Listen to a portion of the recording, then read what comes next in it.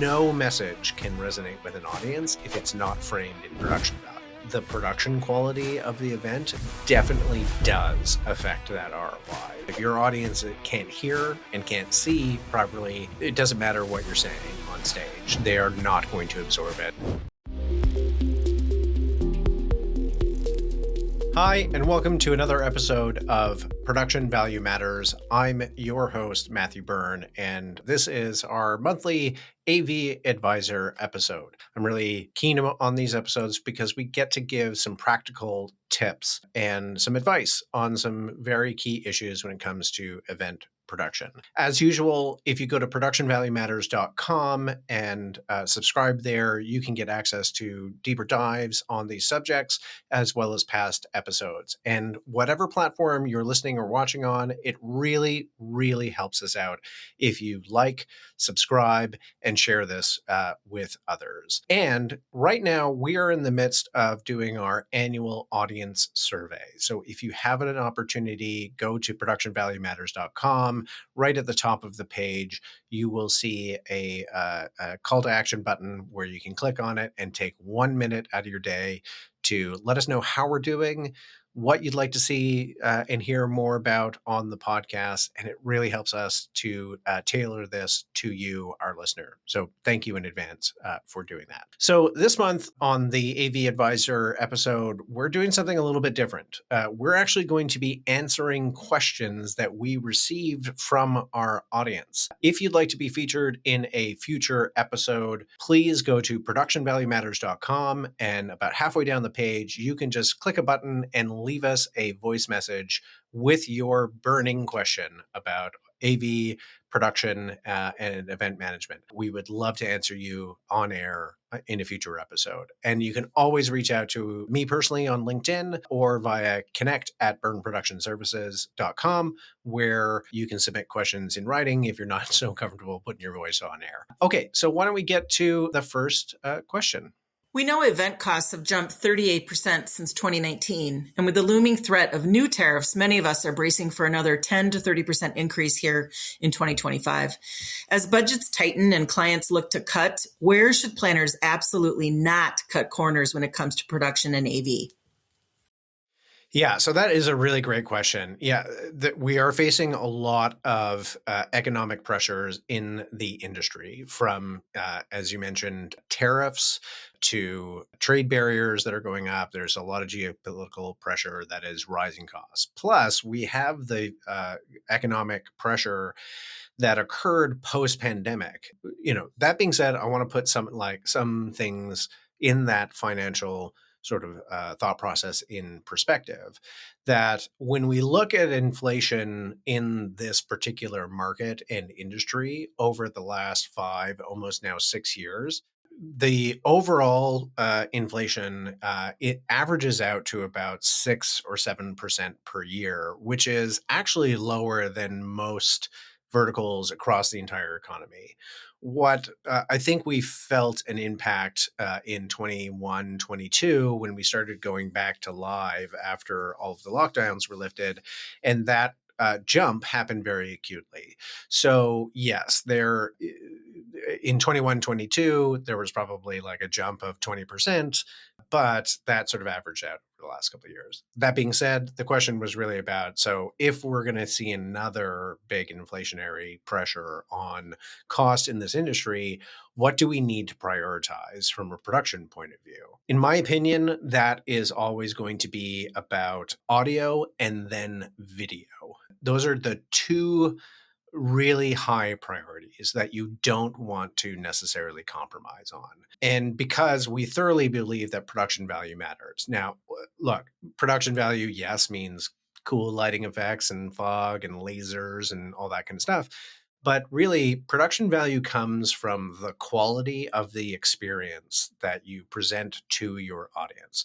And that's why we believe that no message can resonate with an audience if it's not framed in production value. What I mean by that is prioritizing audio, first of all. So in the audio world, you want to make sure that everything is clear, concise, well balanced, and avoids some pitfalls that I think Everybody wants to shave a little bit of money. They try to compromise on a couple of things, and that puts your content and your messaging greatly at risk. So that's a place where I think you should not compromise. Where you can compromise, I'll get to in a second after I talk about video. With audio, you want to make sure that you're still using high quality PA or public address speaker systems and microphones and various input devices. So the first thing that we usually see as a compromise there is like let's go with the cheaper mics. Let's not use the higher level, what we call an E6 Countryman, which is like the really slim line microphone that sort of matches skin tone and all of that kind of things. And then we say, well, we'll just use a lav, or we'll just use a handheld, or we'll just use a wired mic, or whatever it might be. That runs into quality control issues and puts a lot of risk to the audio quality of your presentations in that space. And so that's a place I don't want you to compromise. When we talk about video, yes, you can sort of use more readily available tools to make formatting easier for you. Maybe you don't have to go to that massive rebrand or massive 3D renders of all sorts of cool graphic elements. You can follow the trend, which is more of a flat design aesthetic, but I don't think you want to compromise on the visibility and the clarity of that content for your audience. So, what's really easy to do as a compromise is to either cut down on the size and breadth of, say, the projection screen or the size of the LED screen or whatever it might be.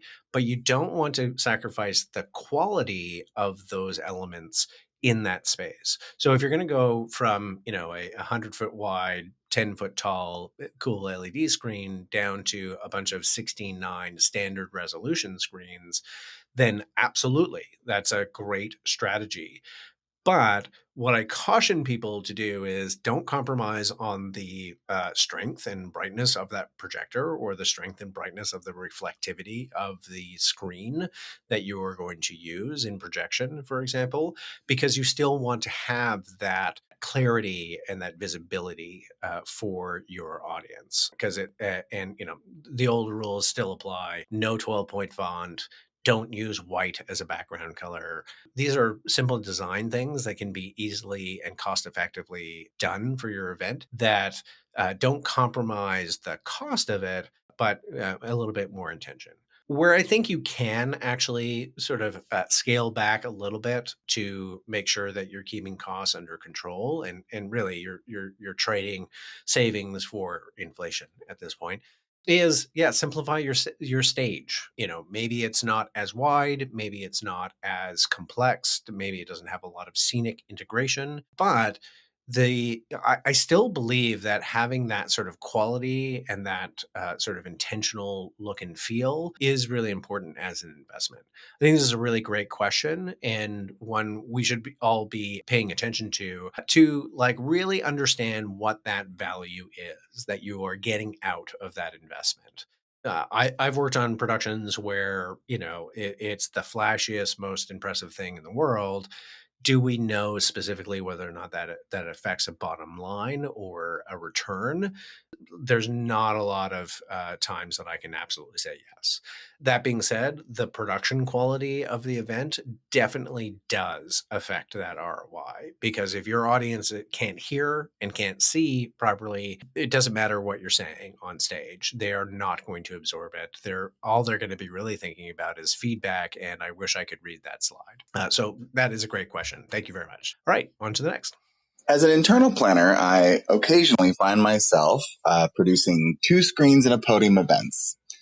I'd love to know what your first recommendations are when you're dealing with someone who's doing 2 screens in a podium in order to upgrade or level up that experience for their guests. What you got? Thanks. That's a really great question. Look, the expression 2 screens in a podium sort of substitutes for the bare minimum that we can do. So most business events will use this kind of design configuration.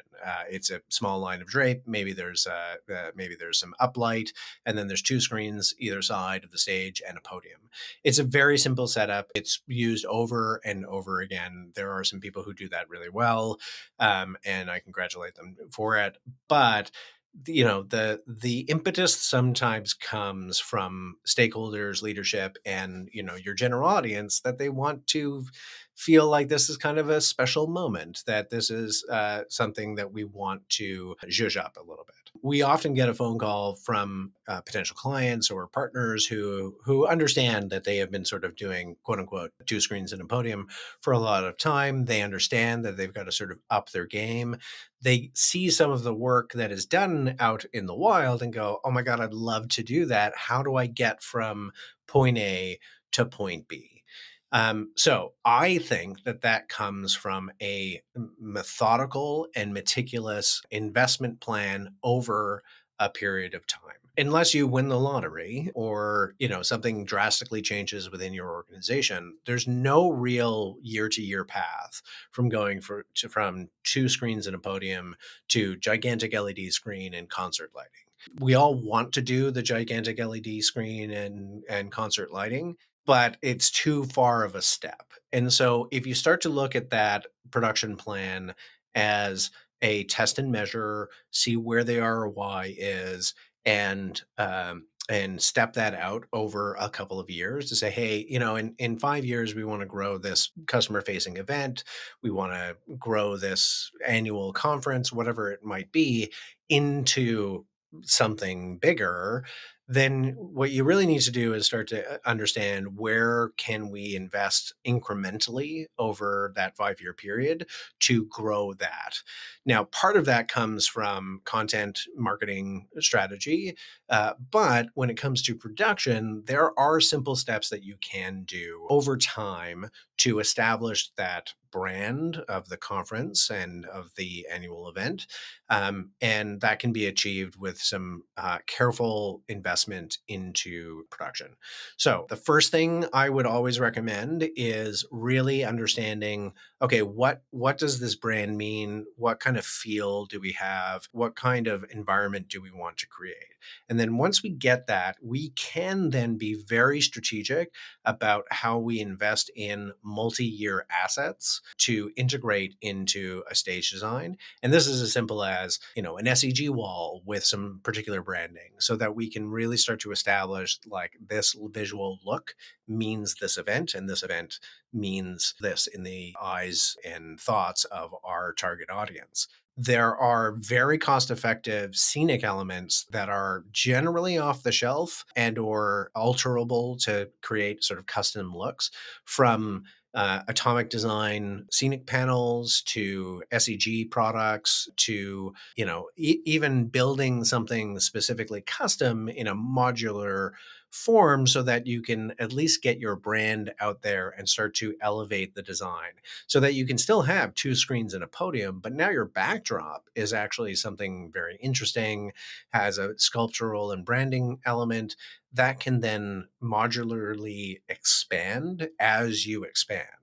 And so when clients come to us and say, hey, look, we want to get from point A to point B, how do we get to point B? The first thing I say is, like, let's design something that is low impact cost that we can amortize over a period of time, and invest into that brand image of the event. Because inevitably, what happens is your audience then comes to the event, sees this as a unique sort of visual impact, and then expects that the following year.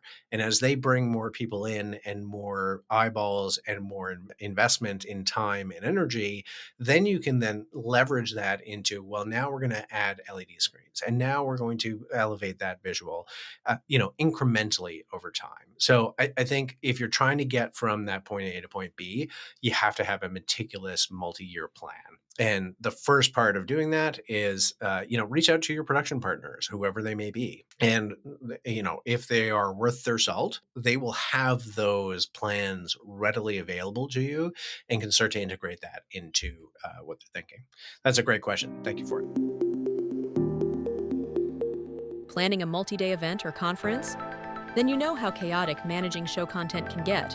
Version issues, last-minute changes, and the post-show scramble to send out IMAG recordings. ShowSync is built to fix that. It's your central hub for managing presentations, media, and video recordings across your event, without the mess of cloud folders or lost file links. With ShowSync, your show content stays organized, your crew stays in sync, and your post-show video files are delivered faster and cheaper, so you can move on to the next big thing without chasing down drives. Learn more at showsync.ca, because your content should work as hard as you do. Enjoying the show? Don't miss a single episode. Follow Production Value Matters wherever you get your podcasts. And for bonus content, tools, and event insights, head over to productionvaluematters.com and subscribe. Stay sharp, stay inspired. Production Value Matters. Hey, Matt, I'm curious to know how you approach LED walls versus projection. Do you have a go-to recommendation, or does it completely depend on the event type and space? Looking forward to your response. Love the podcast. Thanks. That's a great question. So, LED versus projection. So they are both, video mediums. They both have their advantages and disadvantages. So let's talk about projection first. So projection is immensely flexible and